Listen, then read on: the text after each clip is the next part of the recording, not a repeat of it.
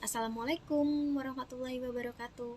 Saya Mia Septiani Wardani dari kelas 7 SIP 1 Universitas Muhammadiyah Tangerang ingin mempresentasikan hasil review dan analisis kritis artikel yang berjudul Keunggulan Kompetitif Hijau Sedang, Kinerja Lingkungan, Citra Perusahaan, dan Kinerja Sosial Perusahaan tentang Kinerja Ekonomi sebagai salah satu syarat UAS mata kuliah Seminar Penelitian Akuntansi dengan dosen pengampu Bapak Ari Eksandi, SEMAKT. Langsung saja ya, yang pertama yaitu, apakah yang menjadi motivasi atau isu, research gap, dan fenomena yang sedang terjadi sehingga memicu penelitian ini dilakukan. Yang pertama, motivasi atau isu, yaitu di era ekonomi pasar yang seperti sekarang, menuntut terwujudnya kondisi kinerja ekonomi yang baik. Kondisi tersebut tidak hanya membutuhkan terciptanya kinerja ekonomi yang hanya berfokus pada menciptakan keuntungan besar bagi perusahaan, tetapi juga perlu disertai dengan perilaku kinerja ekonomi yang etis. Wulandari 2013. Tuntutan kinerja ekonomi yang etis berimplikasi pada terwujudnya kegiatan industri sebagai interaksi yang harmonis antara pemangku kepentingan dan pemegang saham. Oleh karena itu, semua tindakan bisnis dan kinerja ekonomi akan menjadi penilaian pemangku kepentingan. Wulandari dan Hidayah 2013. Lalu ada research gap, yaitu kinerja lingkungan yang telah dihasilkan dapat mempengaruhi kinerja perekonomian perusahaan. Karena untuk saat ini, dampak lingkungan akibat kegiatan usaha perusahaan merupakan faktor perhatian di mata para pemangku kepentingan. Fenomenanya adalah kinerja lingkungan yang baik mampu memberikan harapan bagi perusahaan untuk memanfaatkan peluang investor baru, karena citra perusahaan yang baik mampu menjaga keseimbangan lingkungan di tengah kegiatan produksi yang tidak semata-mata mengejar keuntungan perusahaan. Tidak ada kritik untuk poin ini, peneliti sudah sangat jelas dalam menjelaskan motivasi atau isu, research gap, dan fenomena di dalam penelitian ini. Lalu yang kedua yaitu, jelaskan artikel-artikel utama dalam penelitian ini. Yang pertama yaitu environmental performance adalah kinerja perusahaan untuk menciptakan lingkungan yang baik, yang akan membangun citra yang baik di mata stakeholder. Informasi yang saat ini menjadi salah satu pertimbangan penting bagi calon investor untuk berinvestasi adalah informasi tentang sosial dan lingkungan. Prabandari dan Suryanawa 2014.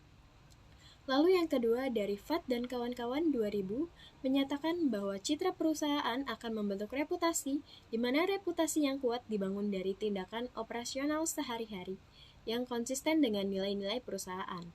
Lalu yang ketiga, Hart 1995, Mitch Williams dan Siegel 2001, Hastert dan Salazar 2006, dan Wich-Millian et al. 2006 mendefinisikan keunggulan kompetitif hijau sebagai salah satu kondisi di mana perusahaan menduduki beberapa posisi dalam pengelolaan lingkungan atau inovasi hijau di mana pesaing mereka tidak dapat meniru strategi lingkungan yang sukses dan mereka dapat memperoleh manfaat berkelanjutan dari strategi lingkungan yang sukses ini. Kritiknya, peneliti sudah menjelaskan artikel-artikel utama yang digunakan pada penelitian ini. Lalu yang ketiga, jelaskan apakah yang menjadi kebaruan atau novelty dari penelitian ini. Kinerja lingkungan merupakan sumber informasi yang sangat baik sehingga perusahaan dapat mencapai tingkat produksi yang efisien, meningkatkan produktivitas sesuai dengan standar keamanan, menekankan biaya yang disebabkan oleh kerusakan lingkungan, dan kesempatan untuk mendapatkan pasar baru. Porter dan van der Linde. Dan kritiknya yaitu, peneliti sudah cukup jelas dalam menjelaskan novelty pada penelitian ini. Lalu yang keempat, apa research question atau perumusan masalah dari penelitian ini? Yang pertama, yaitu apakah environmental performance berpengaruh positif terhadap economic performance? Yang kedua, apakah corporate image berpengaruh positif terhadap economic performance? Yang ketiga, yaitu apakah corporate social performance berpengaruh positif terhadap economic performance? Yang keempat, apakah green competitive advantage berpengaruh positif terhadap economic performance? Dan yang kelima, apakah green competitive advantage berpengaruh terhadap hubungan environmental performance terhadap economic performance? Yang keenam, apakah green competitive advantage berpengaruh terhadap hubungan corporate image terhadap economic performance. Dan yang ketujuh, apakah green competitive advantage berpengaruh terhadap hubungan corporate social performance terhadap economic performance? Kritiknya, peneliti tidak menjelaskan perumusan masalah dengan jelas. Perumusan masalah hanya tersirat secara implisit. Seharusnya perumusan masalah dijelaskan pada bagian latar belakang penelitian. Perumusan masalah yang disajikan tersebut merupakan hasil dari penelaahan reviewer merujuk pada hipotesis pada penelitian ini. Dan yang kelima, apa tujuan penelitian ini? Yang pertama yaitu untuk mengetahui pengaruh environmental performance terhadap economic performance. Yang kedua, untuk mengetahui pengaruh corporate image terhadap economic performance. Dan yang ketiga, untuk mengetahui pengaruh corporate social performance terhadap economic performance. Yang keempat, untuk mengetahui pengaruh green competitive advantage terhadap economic performance. Yang kelima, untuk mengetahui pengaruh green competitive advantage pada hubungan environmental performance terhadap economic performance. Yang keenam, untuk mengetahui pengaruh green competitive advantage pada hubungan corporate image terhadap economic performance. Yang ketujuh, untuk mengetahui pengaruh green competitive advantage pada hubungan corporate social performance terhadap economic performance. Kritiknya, peneliti mengkonsep tujuan penelitian dalam bentuk hipotesis penelitian. Seharusnya, antara tujuan penelitian dan hipotesis dibuat dalam bagian yang terpisah. Lalu yang keenam, apakah kontribusi dari penelitian ini? Dalam studi ini, peneliti fokus menjelaskan hubungan antara pengaruh environmental performance, corporate image, dan corporate social performance dengan green competitive advantage sebagai pemoderasi terhadap economic performance, serta menjelaskan peran kinerja lingkungan yang juga dapat menjadi parameter kebersihan, kegiatan produksi, kinerja lingkungan yang baik dalam menggambarkan tingkat produksi yang efisien dengan standar mainan aman yang tinggi dan menekankan biaya dalam menghindari biaya kerusakan lingkungan dari dampak kegiatan produksi. Kritiknya, peneliti hanya menyampaikan kontribusi penelitian secara general. Seharusnya kontribusi disampaikan lebih spesifik lagi. Lalu ada yang ketujuh yaitu apakah grand teori yang digunakan dalam penelitian ini? Grand teori yang digunakan di dalam penelitian ini yaitu stewardship theory. Stewardship theory menjelaskan mengenai situasi para manajer tidaklah termotivasi oleh tujuan-tujuan individu, tetapi lebih ditunjukkan pada sasaran hasil utama mereka untuk kepentingan organisasi. Donaldson dan Davis 1991. Teori stewardship berdasarkan teori psikologi dan sosiologi serta berasal dari pemikiran akuntansi manajemen, di mana steward termotivasi untuk berkelakuan sesuai dengan keinginan principals. Kritiknya, peneliti tidak menjelaskan apa saja grand teori yang digunakan di dalam penelitiannya.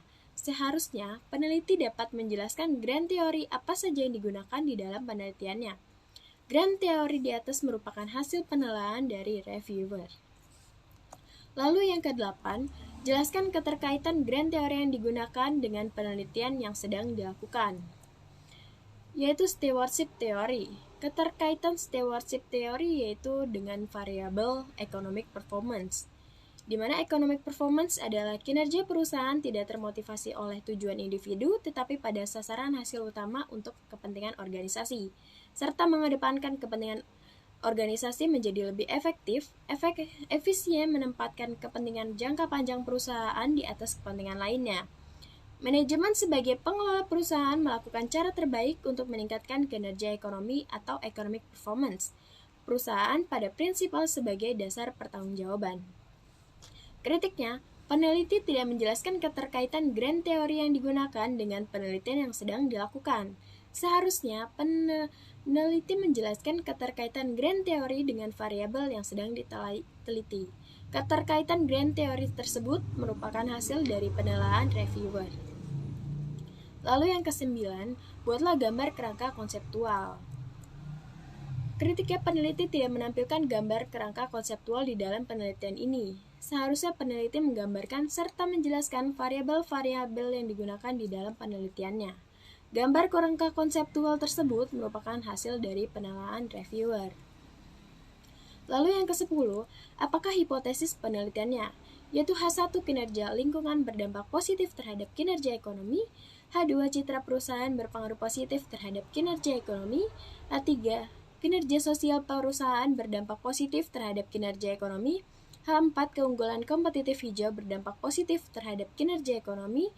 H5 keunggulan kompetitif hijau memoderasi hubungan lingkungan kinerja ke kinerja ekonomi.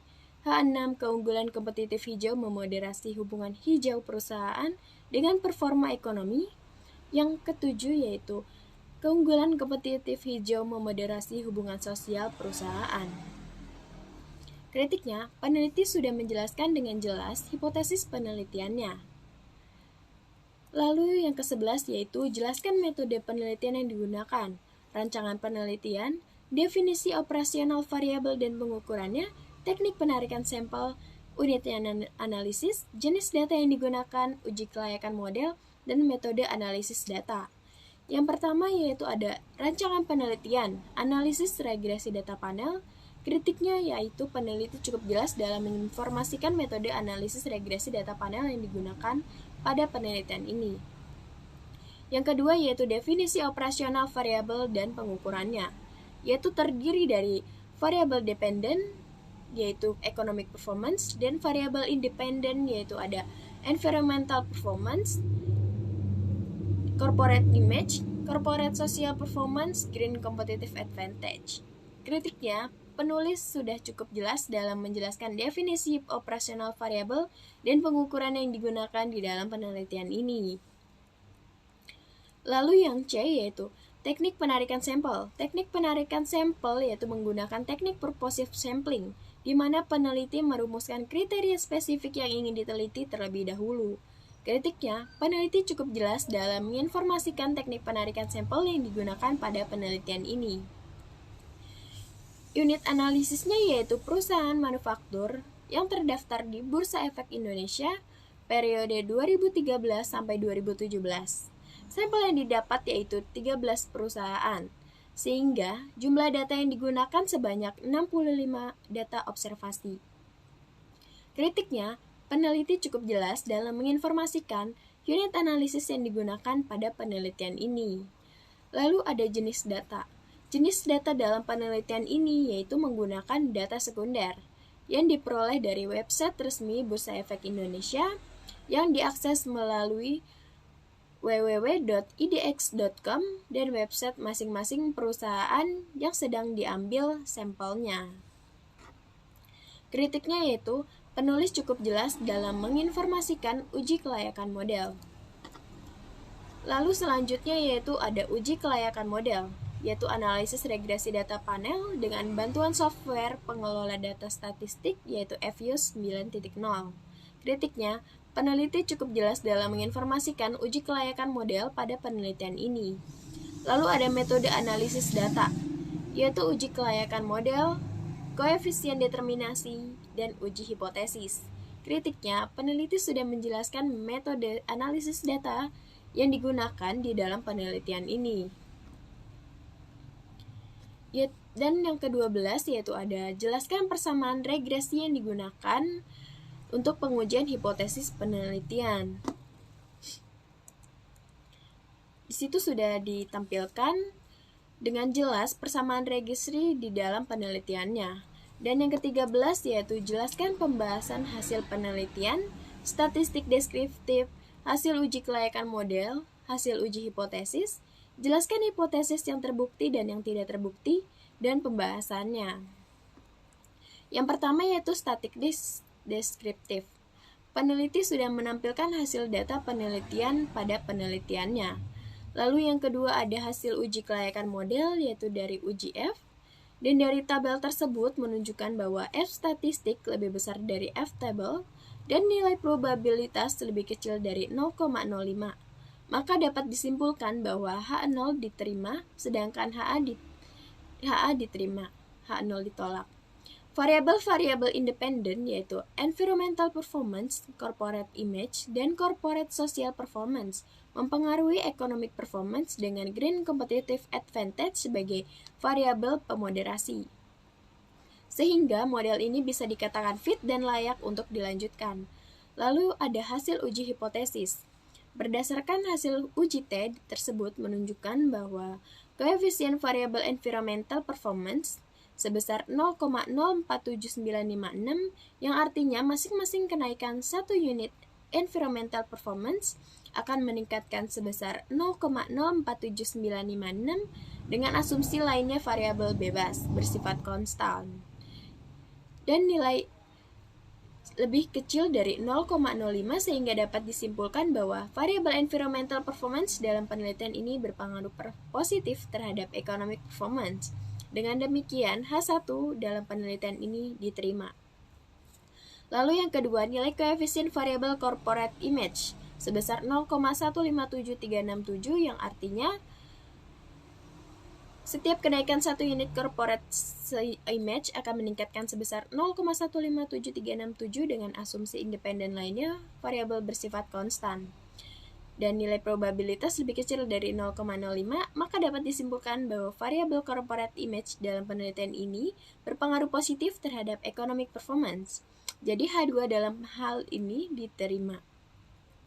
Lalu yang ketiga yaitu nilai koefisien variabel corporate performance sebesar 0,414844 yang artinya akan meningkatkan sebesar 0,41484 dengan asumsi bahwa variabel independen lainnya dengan konstan.